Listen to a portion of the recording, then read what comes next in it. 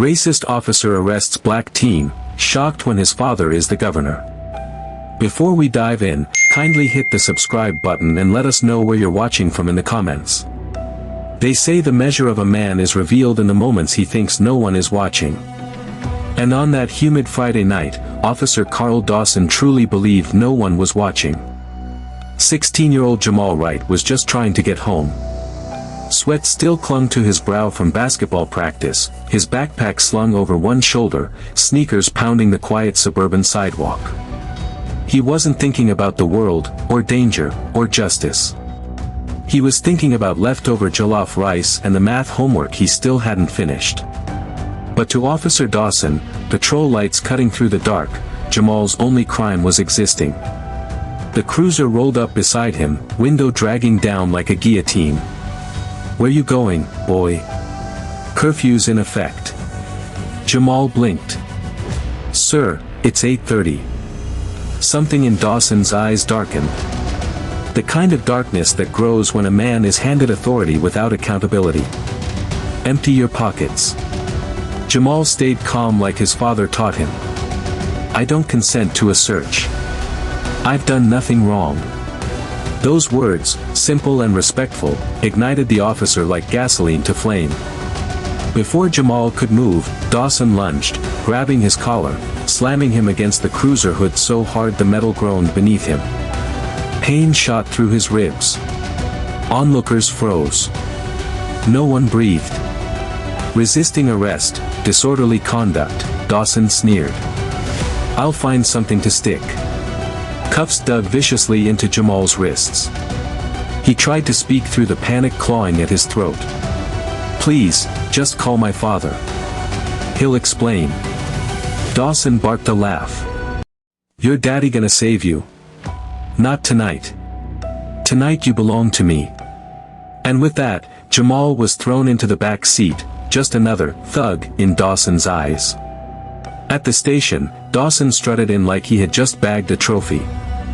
Officers smirked, trading jokes that tasted like bitterness and old bigotry. Jamal sat silently, bruises blooming like shadows across his skin. But behind the pain, was fire. Wait until they make the call. And when the secretary finally answered the ringing phone, everything changed. Her face drained white. The police chief nearly dropped his coffee. Whispered words spread like wildfire. "The governor's son." The chief stormed toward Dawson, trembling with rage. "Do you have any idea who you just dragged in here like an animal?" Dawson scoffed. "I don't care if he's some senator's nephew. He's Jamal Wright, you fool. Son of Governor Samuel Wright." Silence slammed through the room. Dawson's smirk faltered, but pride is a stubborn disease.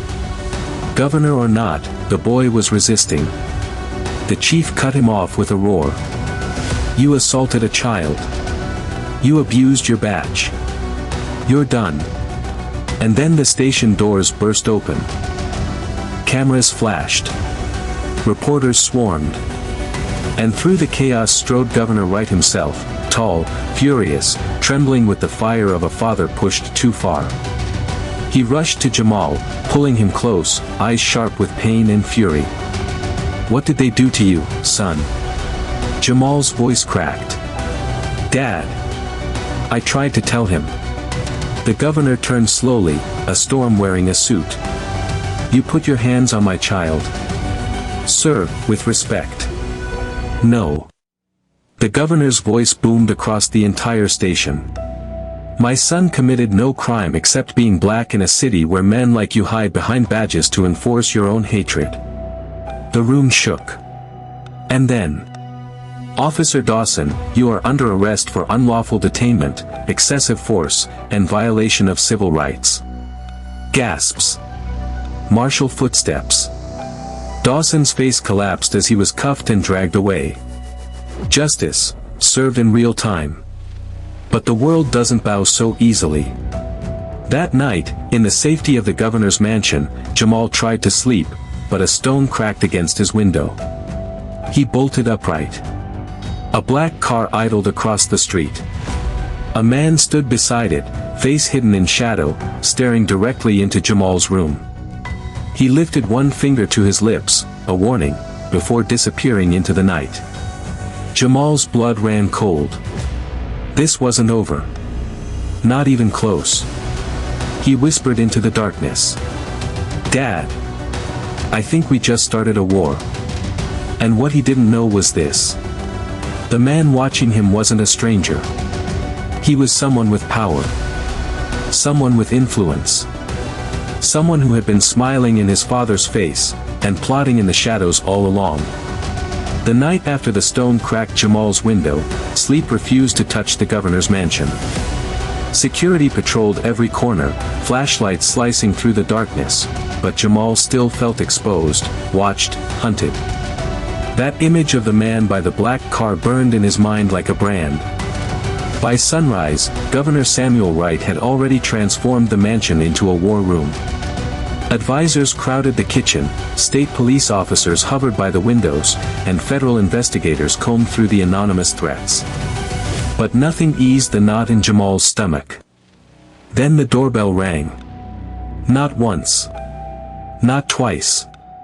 But 3 slow, deliberate chimes, the kind that made every heart in the room stop.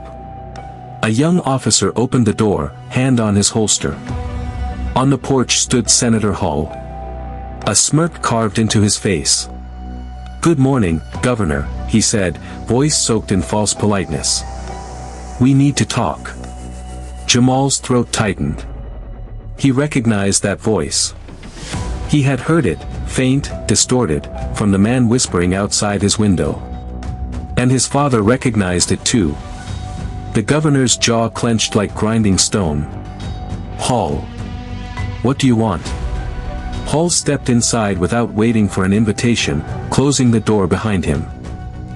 "What I want," he said, glancing at Jamal with a cold smile, "is for this little circus to stop. Drop the charges against Officer Dawson. Tone down the protests. And pretend this incident never happened." Jamal felt the air shift. His father's fury was alive in the room, a silent storm. "You threatened my son," the governor growled. "And now you stand in my home." Hall gave a slow shrug. "A father protects his child. I understand that deeply." His eyes glinted with malice. "But you've made powerful enemies. Men who don't like seeing their officers arrested or their operations threatened." Jamal stepped forward. "You think you can intimidate us?" Hall's smile widened. "I already have." The governor slammed his palm on the table. "If you ever come near my son again." Hall interrupted with a whisper that cut like a blade. "You think you control this state because of your title. But control doesn't come from the people who win elections. It comes from the men who make them." That was the moment the room erupted. Federal agents stormed in from the hallway, weapons raised. "Senator Hall, you are under arrest for conspiracy, obstruction of justice, and issuing threats against a government official." The mansion shook with chaos. Cameras flashed from outside. Reporters yelled. Hall was yanked backward, wrists bound, face twisting into pure venom. "You think this ends with me?" Hall screamed. "There are others. Much higher. You don't understand the machine you just woke up." But as he was dragged out, Jamal saw something new in his father. Not fear. Not anger. Resolve. By noon, the state had erupted into a storm. The footage of Hall's arrest went viral. Protesters filled the streets. Students at Jamal's school held signs with his name. The nation watched as corruption unraveled, knot by knot, from hall to the precinct to every shadow he had touched. Governor Wright stood before the state capitol, cameras blinding, microphones crowding. Jamal stood beside him, bruised, but unbroken. "My son," the governor said, voice steady with hard-earned strength, "was attacked because a system believed he had no power. No voice. No protection. But hear me now, every child in this state does. And I will tear down every corrupt wall built to silence them. The crowd roared. Jamal felt something shift deep inside him, something healing. For the first time since that night, he breathed without fear. Justice wasn't just coming. Justice had arrived. But as the press conference ended and the crowd began to thin, an agent rushed to the governor's side, pale, breathless, trembling. "Sir, you need to hear this." He handed over a phone. The governor put it to his ear. A distorted voice crackled through the speaker, cold, confident, dripping with control. "You caught Hall," the voice said. "Impressive." Jamal froze. The voice continued. "But you still haven't caught me. And your son still walks home alone." The line went dead.